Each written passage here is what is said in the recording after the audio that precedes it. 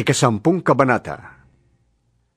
Sinabi ni Jesus, Tandaan ninyo, ang pumapasok sa kulungan ng mga tupa ng hindi sa pinto nagdaraan, kundi umaakyat sa di dapat pagdaanan, ay magnanakaw at tulisan. Ang tunay na pastol ay sa pintuan nagdaraan. Pinapapasok siya ng bantay pinto at pinapakinggan ng mga tupa ang kanyang tinig. Tinatawag niya ang kanyang mga tupa sa kani-kanilang pangalan at inilalabas sa kulungan.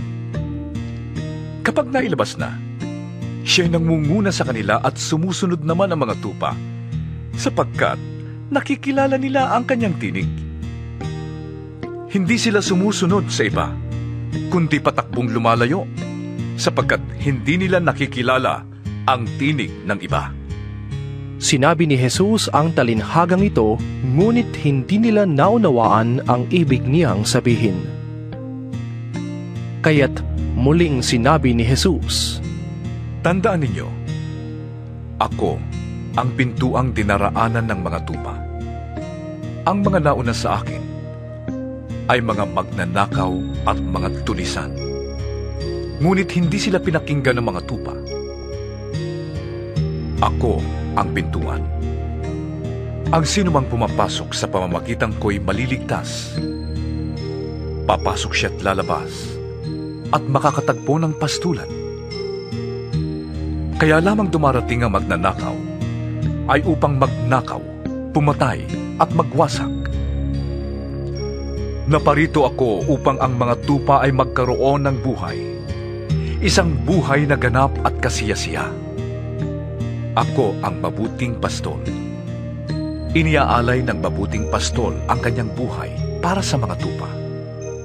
Ngunit ang upahan ay tumatakas kapag nakikitang dumarating ang asong gubat. Iniiwan niya ang mga tupa. Palibhas ay hindi siya pastol at hindi kanya ang mga tupa. Kaya't sinusunggaban ng asong gubat ang mga ito at binubulabog. Tumatakas siya.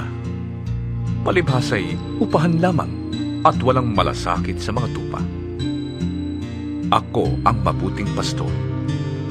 Kung paano nakikilala ako ng Ama at siya'y nakikilala ko, gayon din naman, nakikilala ko ang aking mga tupa at ako na may nakikilala nila at iniaalay ko ang aking buhay para sa aking mga tupa. Meron akong iba pang mga tupa na wala pa sa kulungang ito. Kinakailangan sila'y ipasok ko rin at pakikinggan naman nila ang aking tinig. Sa gayon, magiging isa na lamang ang kawan at isa ang pastol. Dahil dito'y minamahal ako ng Ama, sapagkat iniaalay ko ang aking buhay upang ito'y kunin kong muling. Walang makakakuha ng aking buhay. Kusa ko itong ibinibigay. Meron akong kapangyarihang ibigay ito at kunin muli. Ito ang utos na tinanggap ko sa aking Ama. Dahil sa mga pananalitang ito, hindi na naman nagkaisa ng palagay ang mga Hudyo. Marami sa kanila ang nagsabi, Sinasaniban siya ng demonyo at nababaliw. Ha! Bakit kayo makikinig sa kanya? Sinabi naman ng iba, Hindi makakapagsalita ng ganoon ang isang sinasaniban ng demonyo. Nakakapagpagaling ba ng bulag ang demonyo? Taglamig na noon at kasalukuyang ipinagdiriwang sa Jerusalem ang pista ng pagtatalaga ng templo. Habang naglalakad si Jesus sa templo, sa portiko ni Solomon, pinaligiran siya ng mga Hudyo at sinabi sa kanya, Hanggang kailan mo kami ilalagay sa alanganin? Kung ikaw ang Mesyas, sabihin mo na ng tuwiran. Sumagot si Jesus, Sinabi ko na sa inyo, ngunit ayaw ninyong maniwala. Ang mga ginagawa ko sa ngalan ng aking Ama ang nagpapatotoo tungkol sa akin. Ngunit ayaw niyong maniwala sapagkat hindi kayo kabilang sa aking mga tupa. Nakikinig sa akin ang aking mga tupa. Nakikilala ko sila at sumusunod sila sa akin. Binibigyan ko sila ng buhay na walang hanggan at kailanmay di sila mapapahamak. hindi sila maaagaw sa akin ninuman. Ang aking Ama na nagbigay sa kanila sa akin ay lalong dakila sa lahat, at hindi sila maaagaw ninuman sa aking Ama.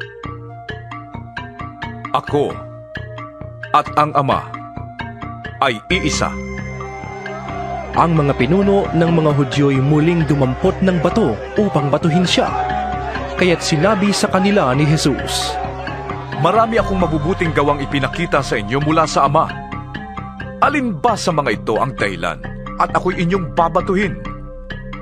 Sumagot ang mga pinuno ng mga Hudyo, Hindi dahil sa mabubuting gawa, kaya ka namin babatuhin, kundi dahil sa paglapastangan mo sa Diyos, sapagkat nagpapanggap kang Diyos, ngunit tao ka lamang.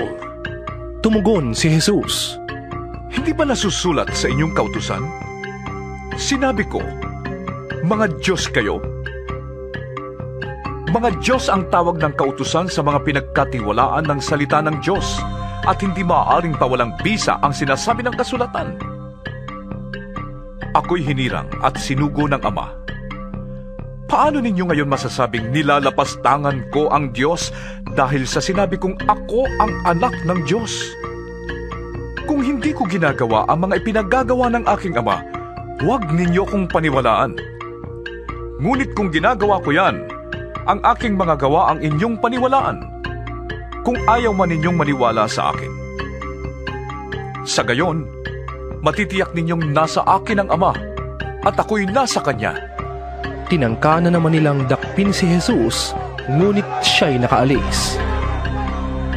Muling pumunta si Jesus sa ibayo ng Jordan sa puok na dating pinagbabautismuhan ni Juan. Habang naroroon siya'y maraming lumalapit sa kanya. Sinasabi nila, Si Juan ay walang ginawang himala, ngunit totoong lahat ang sinabi niya tungkol sa taong ito. at dooy maraming nanalig kay Jesus.